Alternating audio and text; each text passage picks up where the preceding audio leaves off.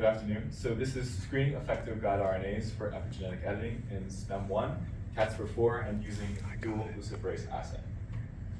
So just some background. So knockout or knockdown is essential for the study of functions of genes of interest. So essentially what you're doing is just stopping their translation and transcription, and then eventually you can understand what's going on in their absence. So epigenetic editing can be used knockdown, and then you use the CRAB and then the DNMT to do both of these functions, where then DNMT3 is methylating the section directly behind, and then the CRAB is actually repressing transcription. But this can all be done without actually cutting the genome. So this is, that's so dCas9 rather than Cas9, so you're not actually cutting the section. And so to actually do this though, you need a gRNA, gRNA section. So this is a scaffold for the dCas9 to bind to the section, but dependent on your gene of interest, which is Spem1 or Catsper in this case, you need a different gRNA. So that is the objective of our study, and we aim to find the most optimal gRNA for each of these scenarios. So 1 of 4 for Catsper and then 1 of 4 for Spem1 to find which of them have the most effect in actually stopping the translation for each of these sections. To do this though, you need a plasmid. A plasmid must be created to actually house each of these sections. So to do that, we created primers using Genius, and then after that PCR occurred, and then using those PCR primers, we created the plasmid using Gibson cloning, and then also restriction cloning for the guide RNA sections themselves.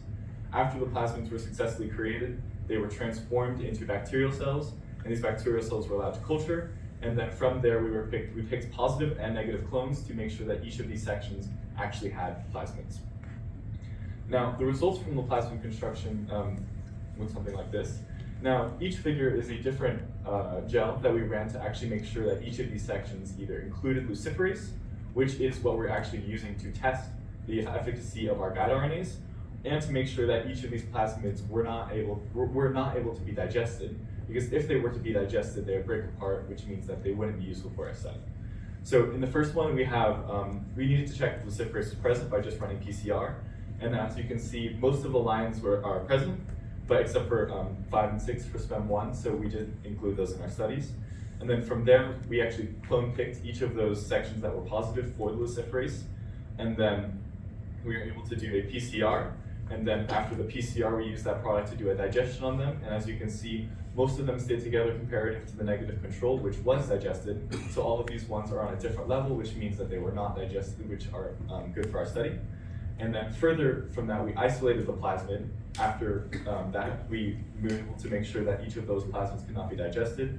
It's kind of blocked a little bit by the section, but you can kind of see that about 7 of the Catsper were able to be successfully ligated and everything. And then for the Spem1, about 5 of them were. And as you can see, there's kind of thicker lines at the top, which means the plasmids probably came together. So those ones we won't be able to use for our study. And then finally, number 4, we did a gRNA specific, so the guide RNA specific TCR, to confirm each of these positive clones in relation to the guide RNA. All right, so now the luciferase assay. So luciferase assay is actually the way we were able to measure each of these sections and the efficacy of each of their guide RNAs. So to do this, we cultured mammalian cells. So mammalian cells are actually what we're going to take the plasmid, and then so we culture them with PBS digested with trypsin, and culture in DMMia with containing FBS. And then we individually isolated each of those plasmids and transfected them with the mammalian cells so each of them could be analyzed for further study. Now in this analyzation, we used 2 different substrates, one for each type of luciferase. So on the plasmids, there are actually 3 types of sections that we need. So we need the promoter section, and then directly after that for Catsper or Spem1, there is the renilla luciferase, and then the firefly luciferase is on a different side of the plasmid. So the promoter section sits directly in front of the renilla, and if the renilla sits there, you can tell if the guide RNA is effective, the renilla will be effectively stopped in translation and methylated. And then luciferase for the firefly section would not be methylated at all, so you can actually make a ratio comparison between the expression rates of the renilla and then the expression rate of the firefly luciferase. So this is exactly what we're doing in this section. So substrate 1, the first substrate actually activates the firefly, and then that was able to be measured in the microplate reader. And then the second substrate stops the activation of the firefly and then activates the Rhinella of each of Rhinella luciferase, and then was able to be studied for both of those. And then each of these measurements were able to create the ratio to actually form our results. But so our substrate 1 gave readable firefly luciferase data, so we had the baseline for comparison. But unfortunately, our substrate 2 actually did not give really readable data for our Rhinella activity. So we were actually unable to create the ratio of comparison between Spem1 and Catsper efficacy for each of the methylation section. So we did not really pull very much good data out of this, but of course we're going to keep working on this.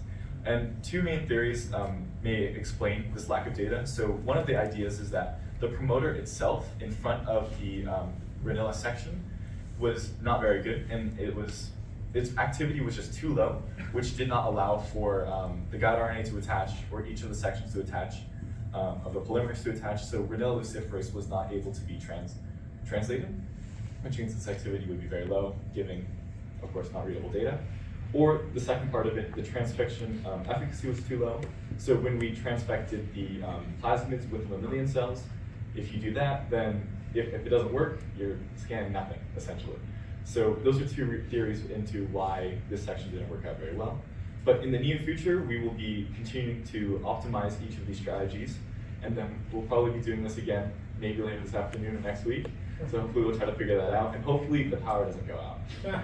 So next time we do this, hopefully we get much more readable data, and then the implications of the future knowledge are that the Catsper and the Spem1 genes specifically are used in germ cell identification. So when we knock these out, we'll be able to understand their effects within each of these germ cells. So understanding the effects of Catsper and Spem1 using the best guide RNA determined by the luciferase assay is the future implication of this project. So we'll continue to be using this, and hopefully that's all good. So thank you very much.